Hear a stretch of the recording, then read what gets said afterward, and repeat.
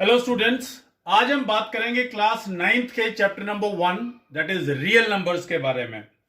ये एक requested video है। मेरे कुछ स्टूडेंट्स ने रिक्वेस्ट की कि सर एक चैप्टर नंबर 1 के बारे में थोड़ा सा बेसिक कंसेप्ट्स के बारे में कि क्या क्या इस चैप्टर के अंदर डिस्कशन है उसके बारे में बताइएगा। तो उस बारे में बात करने वाले हैं। तो इस चैप्टर में क्या क्या चीजें आपके सामने आने वाली हैं। सबसे पहले हैं definitions of rational number and irrational numbers. Rational numbers and irrational numbers.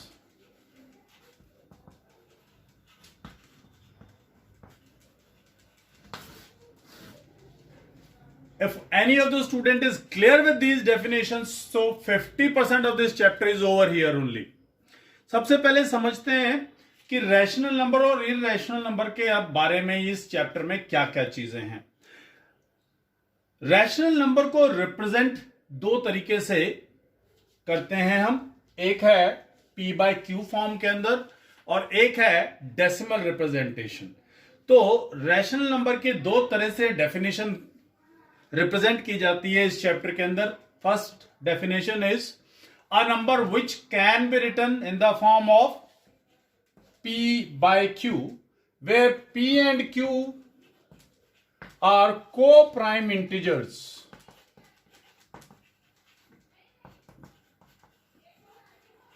and Q is not zero. Such kind of numbers which can be written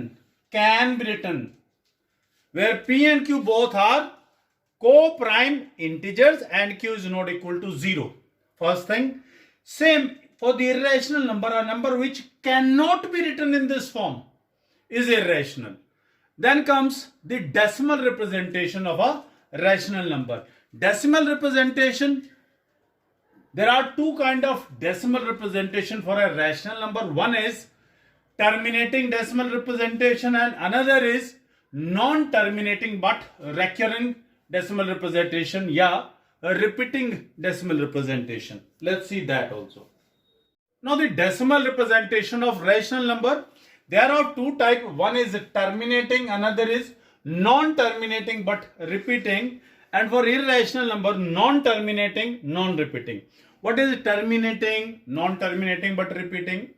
Suppose any decimal number when it is written at something and it's over here complete हो जाता है। यहां पर divide जब हम करते हैं और कंप्लीट हो गया यानी इसके बाद और कोई नंबर नहीं आएगा, मींस ये टर्मिनेट हो गया, यहां पर खत्म हो गया यहां पर, that is called terminating decimal representation. And non terminating but repeating, that is 3.1666 and it is going again again again.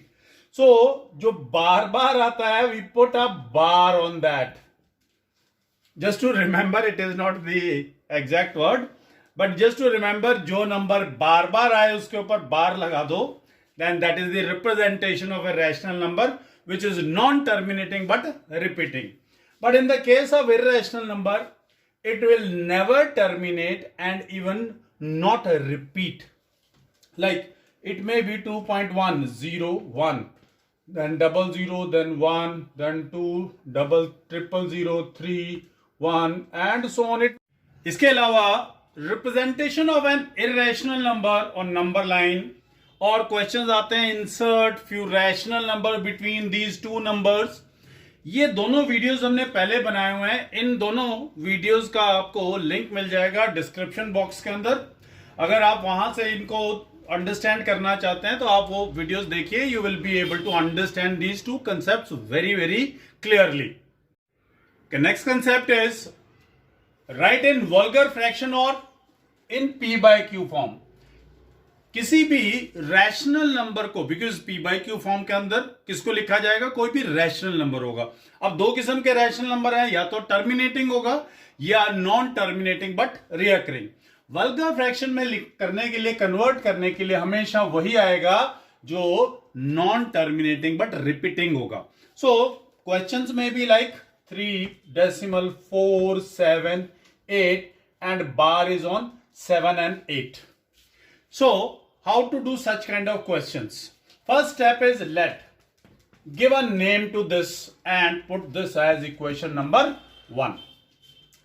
Next step is you have to see the number which is given to be written in P by Q form. First of all, check that after decimal is there any such number on which there is no bar.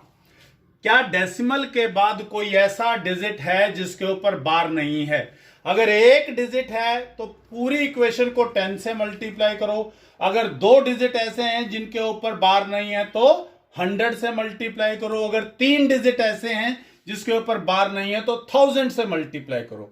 In this case decimal के बाद केवल एक digit ऐसा है जिसके ऊपर bar नहीं है. Then multiplying both sides by 10. So this will become 10x and this will be 34.78 bar. Our main aim is to make this as a equation where after the decimal directly those numbers should come on which the bar is there. इसके बाद start होता है. अगर मान लीजिए यहीं पे question है कि आपके पास डेसिमल के तुरंत बाद वो डिजिट स्टार्ट हो जाता है जिसके ऊपर बार है, चाहे एक डिजिट है, चाहे 2 डिजिट है, चाहे 3 डिजिट है. अब इस क्वेश्चन के अंदर आपके पास 2 डिजिट हैं जिनके ऊपर बार लगा हुआ है. तो मल्टीप्लाइंग बोथ साइड्स बाय 100. इसको 10 को 100 से मल्टीप्लाई करेंगे तो आएगा 1000x. इसको 100 से मल्टीप्लाई करेंगे आएगा 34.78 bar. And this is your equation number 3. Sometimes students ask कि सर ये आपने 100 से मल्टीप्लाई किया, 78 इधर कैसे आ गया? आपने क्लास 8th में पढ़ा हुआ है कि इसका मतलब क्या है. इसका मीनिंग है 34.78787878. If I multiply this number by 100, automatically this decimal will turn 2 places on the right hand side. So similarly, this decimal has gone 2 places on right hand side. Still it is repeating 787878. जो बार बार आया उसके ऊपर बार अभी अभी हमने discuss किया था, तो 78 के ऊपर bar. So our basic aim इज कि डेसिमल के बाद एग्जैक्टली वो नंबर्स आ जाए जिनके ऊपर बार है, so that when we subtract तो डेसिमल वाला पोर्शन खत्म हो जाए और एक इंटीग्रल वैल्यू आ जाए. Now subtracting equation number 2 from 3. 1000x में से 10x गया तो ये आया 990x, और इसमें से ये सबट्रैक्ट किया तो ये आया आपके पास and x is equal to 3444 by 990.